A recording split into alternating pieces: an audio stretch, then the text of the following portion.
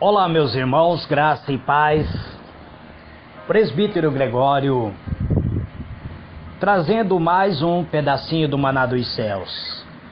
Amados, diletos irmãos, como eu havia prometido a vocês, estarei gravando um pedacinho do Maná dos Céus uma vez por semana, e provavelmente será todas as quarta-feira. Hoje eu quero dar continuidade de onde eu parei. Estamos estudando o livro de Atos do Apóstolo. Hoje eu quero falar o capítulo 18, versículo 18 em diante. Lembre-vos que apóstolo Paulo estava em Coríntio, lá ele viu grande idolatria. A alma do apóstolo Paulo entristeceu-se bastante e lá ele conhece um casal, Priscila e Aquila, e estabelece com ele grande amizade, grande afinidade, passam a trabalhar junto. Agora vamos conhecer o versículo 18 em diante. Vamos ler para que possamos compreender. Esse capítulo tem 28, então eu vou encerrar 28 versículos, vou encerrar esse capítulo hoje, narrando-vos os versículos de número 18 em diante. Paulo, tendo ficado ali ainda muitos dias, aonde ele ficou em Coríntio, despediu-se dos irmãos e navegou para a Síria, e com ele Priscila e Aquila, havendo raspado a cabeça em Cencreia, porque tinha voto. E eles chegaram a Éfeso, onde Paulo os deixou, e tendo entrado na sinagoga, discutia com os judeus. Este rogava que ficasse por mais algum tempo, mas ele não anuiu. Antes se despediu deles, dizendo: se Deus quiser, de novo voltarei a vós. E navegou de Éfeso, tendo chegado a Cesareia, subiu a Jerusalém e saudou a igreja, e desceu a Antioquia. E tendo demorado ali algum tempo, partiu, passando sucessivamente pelas regiões da Galácia, da Frígia, fortalecendo a todos os discípulos. Ora, chegou a Éfeso certo judeu chamado Apolo, natural de Alexandria, homem eloquente e poderoso da Escritura. Era ele instruído no caminho do Senhor, e sendo fervoroso de espírito, falava e ensinava com precisão as coisas concernentes a Jesus, conhecendo entretanto somente o batismo de João. Ele começou a falar ousadamente na sinagoga, mas quando Priscila e Áquila o ouviram, levaram-no consigo e lhe expuseram com mais precisão o caminho de Deus. Querendo ele passar a Acaia, os irmãos o animaram e escreveram aos discípulos que o recebesse. E tendo ele chegado, auxiliou muito aos que pela graça havia crido, pois com grande poder refutava publicamente os judeus, demonstrando pela Escritura que Jesus era o Cristo. Muito bem, amados, diletos irmãos, fiz a leitura da Palavra de Deus e vamos agora conhecer essa passagem de hoje, o que realmente a Escritura tem para nós. Esse é um estudo bíblico, amados, e sendo estudo, eu gosto de deixar bem claro, não é pregação. Estamos estudando a Palavra de Deus.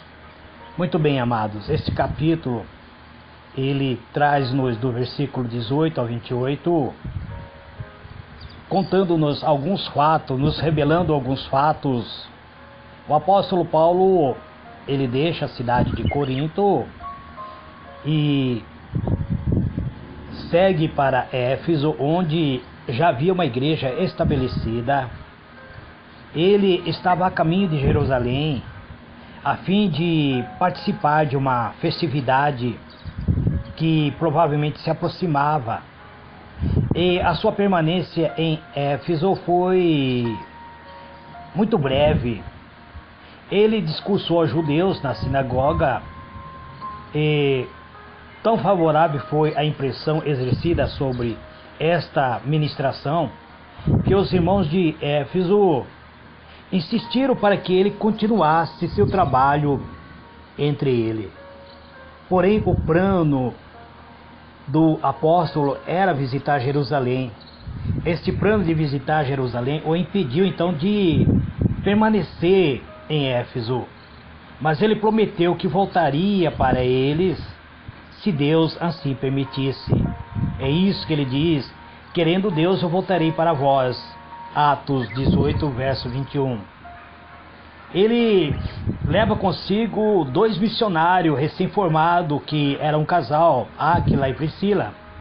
E Áquila e Priscila haviam acompanhado até Éfeso.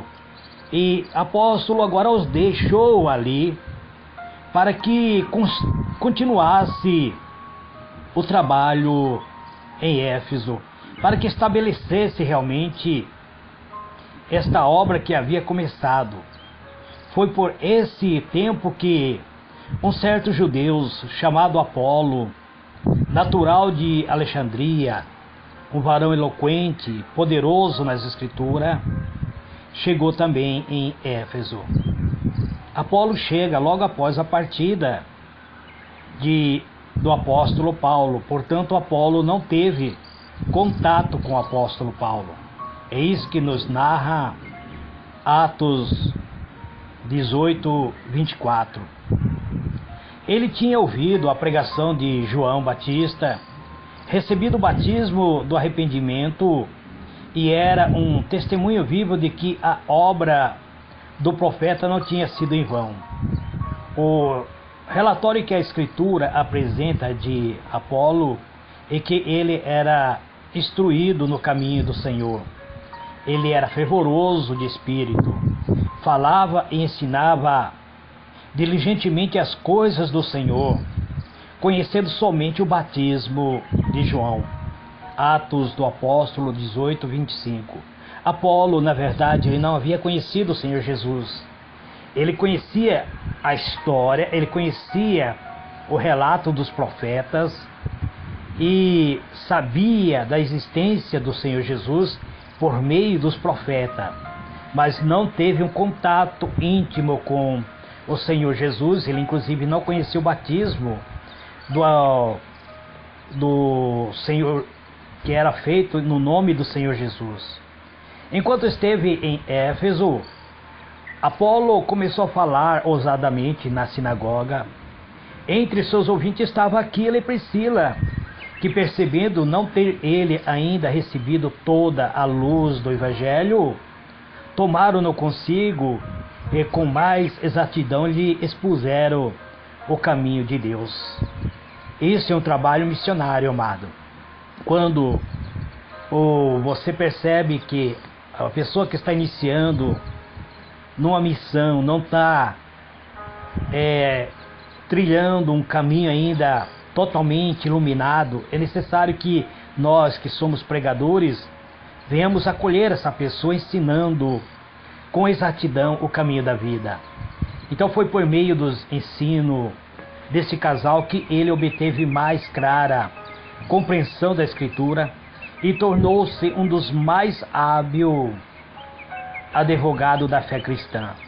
Apolo estava desejoso de ir para Acaia e os irmãos da igreja de Éfeso então escreveram aos discípulos que o recebesse. Parece aqui ser a primeira carta de apresentação feita por uma igreja, apresentando um membro de uma igreja para que este membro fosse recebido de acordo como convém os santos. Esta carta de apresentação parece ter sido exemplo, modelo para todas as igrejas da atualidade. Hoje, quando nós vamos nos deslocar de uma cidade para outra, mesmo que for para visitar parentes, muitas vezes nós vamos ao ministério e pedimos uma carta de apresentação para que, aonde nós chegarmos, as pessoas possam nos reconhecer como servo do Senhor Jesus. Então, Apolo vai com esta carta, agora como um ensinador em perfeita harmonia com a igreja de Cristo. Seguiu para Corinto, onde em trabalho público e de casa em casa, com grande veemência, convencia os judeus, mostrando pela Escritura que Jesus era o Cristo. Atos do Apóstolo 18, 27 a 28. O apóstolo Paulo havia plantado a semente da verdade. Apolo, portanto, regou em seguida. O sucesso alcançado por Apolo na pregação do Evangelho levou alguns crentes a exaltar seu trabalho acima do trabalho do apóstolo Paulo. Essa comparação, aliás, de homem com homem, acabou criando um clima estranho na igreja, suscitou na igreja o espírito de partidarismo que ameaçou deter o progresso do Evangelho. Durante o ano e meio que Paulo permaneceu em Corinto, houve uma igreja que cresceu, e apóstolo Paulo apresentaram o Evangelho em sua simplicidade. Agora Apolo chegava com muita eloquência. Ele pregava com muita eloquência. Paulo pregou na sua simplicidade. Apolo pregava na eloquência. Paulo pregava no poder do Espírito. Apolo, ele pregava no poder do conhecimento das palavras. Então não foi com sublimidade de palavra ou de sabedoria que o apóstolo Paulo pregou, que ele se havia apresentado com os coríntios, mas com o temor e tremor de Deus e na demonstração do Espírito e de poder. Havia ele declarado o testemunho de Deus para que sua fé não se apoiasse em sabedoria humana, mas no poder de Deus. Isso o apóstolo Paulo depois escreve para os irmãos de Coríntio. Esta narrativa está no 1 Coríntios, capítulo 2, verso 1, 4 e 5. Paulo havia necessariamente adaptado as condições da igreja à sua maneira de ensinar. E eu, irmão, não vos pude falar como o espiritual, ele explicou mais tarde, mas como as do carnais, como a menina em Cristo. Com leite vos criei e não com manjar, porque ainda não podeis, nem tampouco ainda agora podeis. 1 Coríntios capítulo 3, verso 1 e 2. Muito dos crentes em Coríntio havia sido vagaroso em aprender as lições que o apóstolo procurava lhe ensinar. O seu progresso no conhecimento espiritual não havia sido proporcional ao privilégio e à oportunidade. Quando devia estar muito adiantado na experiência cristã e capazes de compreender e praticar as profundas verdades da palavra, estava como se fosse uma criança, estava como se estivesse ainda sendo menino na fé. Ainda tinha muito que vos dizer, disse o apóstolo, mas vós não podeis suportar agora. Então, ele usou a própria palavra do Senhor Jesus. Agora chega Apolo com toda eloquência, pregando uma palavra de difícil interpretação. Agora há uma inveja, uma desconfiança, acusações. Havia fechado o coração de muitos crentes da igreja de Coríntio, pois havia uma completa desconfiança para uma obra. E então era necessário que houvesse uma carta por meio do Espírito Santo para que esclarecesse aos irmãos de Coríntio que não houvesse essa divisão, para que as coisas, ainda a profundeza de Deus fosse revelada. Foi o que o apóstolo Paulo escreve para os irmãos de Coríntio. Sábios como pudesse ser em conhecimentos seculares, ainda não passavam de criança no conhecimento de Cristo. Tinha sido a obra do Paulo instruir os novos convertidos da igreja de Coríntio nos rudimentos da Escritura, o próprio alfabeto da fé cristã. Havia ele sido obrigado a instruí-lo como pessoas ignorantes da operação do poder divino sobre o coração. Esse tempo era eles incapazes de compreender os mistérios da salvação, pois eram homens natural, e o homem natural não compreende as coisas do Espírito de Deus, porque lhe parece loucura, e não pode entendê-las porque elas se discernem espiritualmente. Apóstolo Paulo escreve isso aos Coríntios, em 1 Coríntios 2,14. Paulo tinha procurado semear a semente que outros deviam regar. Os que viessem depois dele devia continuar a obra do ponto em que ele o havia deixado, proporcionando luz e conhecimento espiritual no tempo devido, conforme a igreja fosse capaz de compreender. Quando o apóstolo se empenhou em sua obra em Coríntio, sentiu que precisava introduzir de maneira mais cuidadosa as grandes verdades que lhe desejava ensinar. Ele sabia que entre seus ouvintes estaria crentes que se orgulhava de teorias humanas, de teorias expositores de falsos sistemas de adoração, que tentava como cego, que tateava como cegos, esperando encontrar no livro da natureza, da teoria, que pudesse contradizer a realidade da vida espiritual e a imortal como revelada nas Escrituras. Sabia também que os críticos se esforçariam para converter a interpretação cristã da palavra revelada e que trataria de distorcer o Evangelho de Cristo e mesmo tentaria zombar, escarnecer da própria verdade. Enquanto se esforçava por levar as pessoas ao pé da cruz, o apóstolo Paulo não se aventurava a repreender diretamente os erros ou mostrar qual era abominável o pecado deles aos olhos de Deus, que Deus é santo.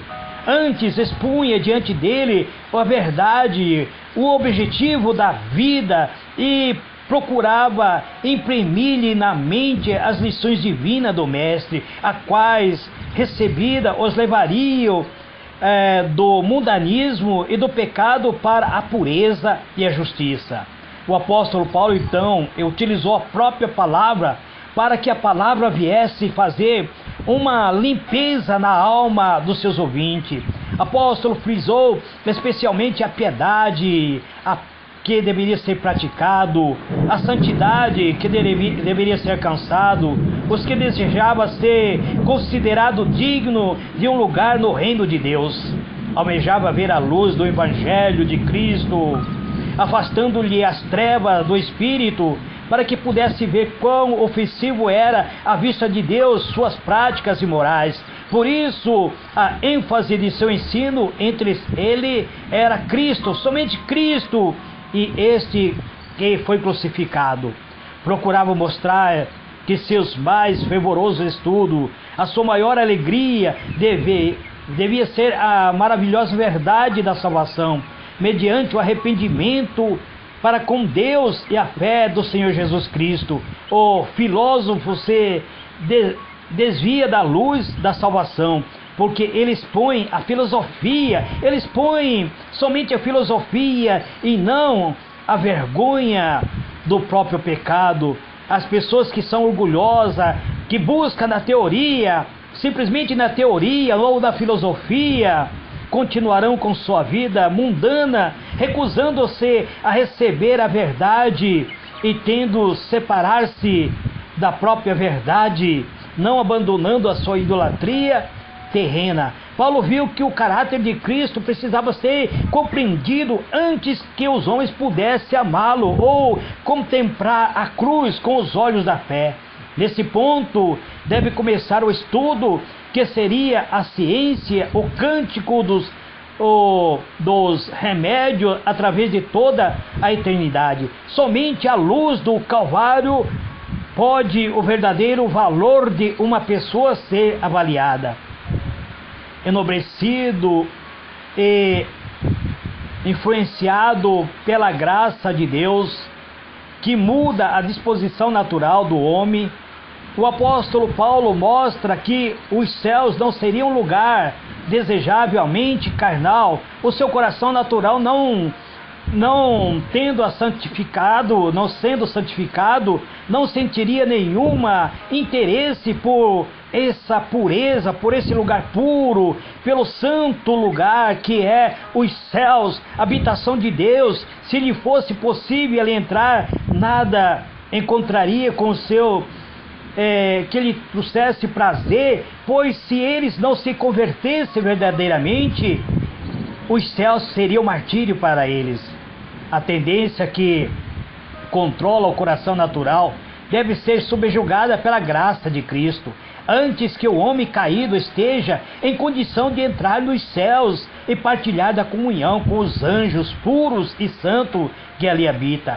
Quando o homem morre para o pecado e passa a viver para uma nova vida em Cristo, uma vida divina, de amor, este amor enche-lhe o coração, o seu entendimento é santificado, ele bebe da inesgotável fonte da alegria e do conhecimento e brilha em seu caminho a luz eterna, a luz do Evangelho, o poder de Deus, a verdadeira luz da glória de Deus, pois com ele está a palavra da própria vida.